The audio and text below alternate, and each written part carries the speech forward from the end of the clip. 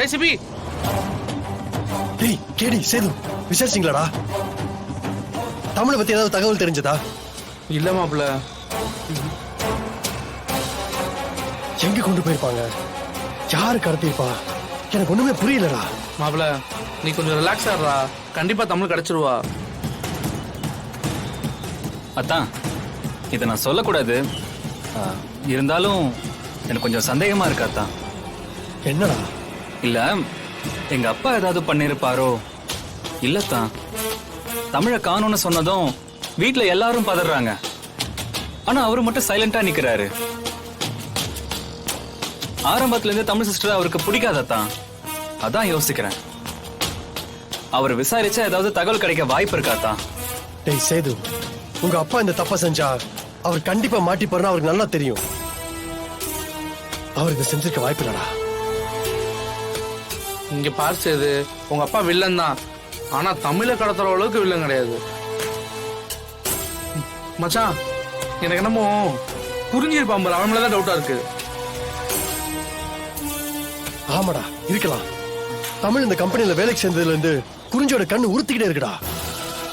ஜானுக்கு அடுத்து ஒரு ஸ்ட்ராங்கான ஃபவுண்டேஷன் தமிழ் போடுறான்னு குறிஞ்சிக்கு நல்லா தெரியும்டா. தமிழை அழிச்சா நம்ம கம்பெனி அழிச்சிடலான்னு அவருக்கு நல்லா தெரியும். அந்த ஆளை அடிச்சு விசாரிச்சா எல்லாத்தையும் கண்டுபிடிச்சிடலாம்டா. ஆமா.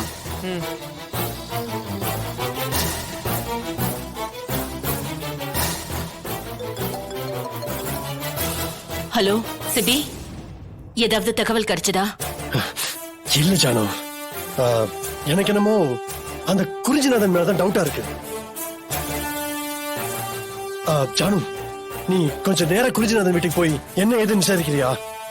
சரி சிபி, நான் பாத்துக்கிறேன்.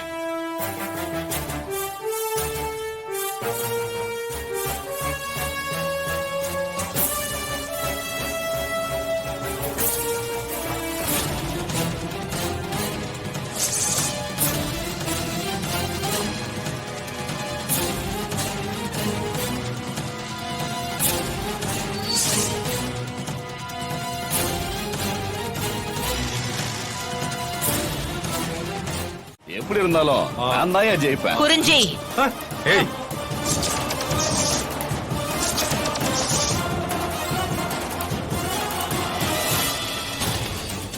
யாராவது சத்தம் போட்டீங்க, உங்க முதலாளி இங்கே பணமாயிடுவாரு.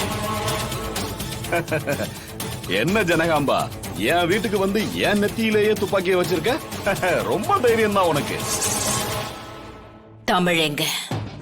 எந்த தமிழ்? ஏன் தமிழ் எங்க? ஜனா, நீ உன் தமிழ்னு சொல்ற, அவளை என்கிட்ட கேட்டா நான் எங்க போவேன்? எனக்கு எப்படி தெரியும்? இல்ல, நீதான் ஏதோ பண்ணிருக்க. தமிழுக்கு இருக்கிற ஒரே ஆபத்து நீதான். மரியாதைய உண்மையை சொல்லிடு. தமிழ் எங்க? தமிழ் என்ன பண்ண? எங்க கடத்தி வச்சிருக்க? ஐயோ ஜனா, முதல்ல துப்பாக்கிய நெத்தில இருந்து கீழே இருக்கு, இல்லன்னா என்ன சுட்டு கொள்றதா இருந்தா சுட்டு கொன்னுடு. சும்மா இந்த மிரட்டுற வேலையெல்லாம் என்கிட்ட வச்சுக்காத. இந்த துப்பாக்கிக்கோ உன் மிரட்டலுக்கோ பயப்படுற ஆள் நான் கிடையாது. தமிழ் எங்க? ஐயோ எனக்கு தெரியாது ஜனா. உனக்கோ தமிழுக்கோ ஏதாவது ஒரு பிரச்சனைனா நீ நேரா என்கிட்ட தான் வருவன்னு எனக்கு நல்லாவே தெரியும்.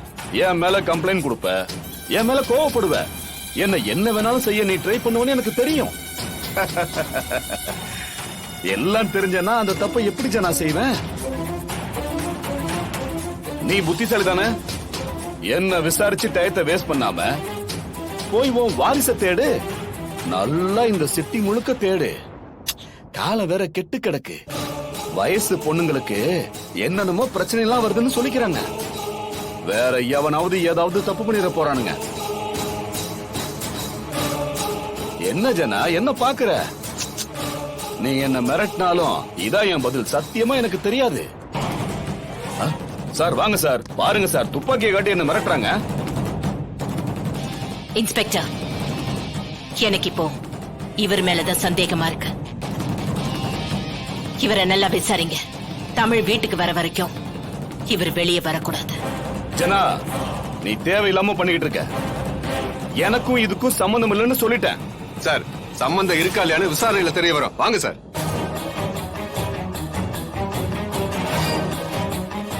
அவ உயிரோட வரமாட்டாச்சனா உன் ராணி கதை இன்னையோட முடிய போகுது. இதுதான் நான் உனக்கு வைக்கிற செக்மேட். சார் வாங்க சார்.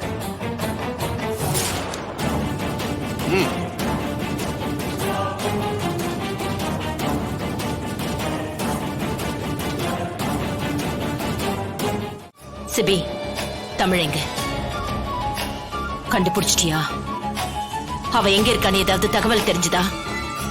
இல்ல ஜானு. என்ன என்ன இல்லங்கிற? இவ்ளோ நேரம் தேடிட்டு இருக்க, ஒரு ஒரு சின்ன தகவல் கூட கிடைக்கலையா? நாங்களும் தெரு தெருவா அலைஞ்சிட்டு வச்சோம்மா, யாருக்கும் எதுவுமே தெரியல. எந்த கேங் கடத்தினாங்க கூட தெரியல. ஜனமா, அந்த குறிஞ்சியை விசாரிச்சீங்களா? அவன் ஏதாவது சொன்னானா? டேய், அவனு இல்லைன்னு சொல்றான். போலீஸ்ல ஹேண்ட் ஓவர் பண்ணிருக்கோம். போலீஸ் விசாரணை நடத்திட்டு இருக்காங்க. இங்க பாரு சிபி, நீ என்ன பண்ணுவியோ எனக்கு தெரியாது.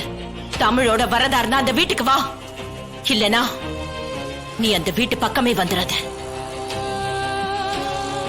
பொழுது விடியறதுக்குள்ள தமிழை எப்படியாவது நம்ம காப்பாத்தி ஆகணும். ஜானு, நீ வீட்டுக்கு போ ஜானு. தமிழுக்கு எதுவும் ஆகாது, எனக்கு நம்பிக்கை இருக்கு.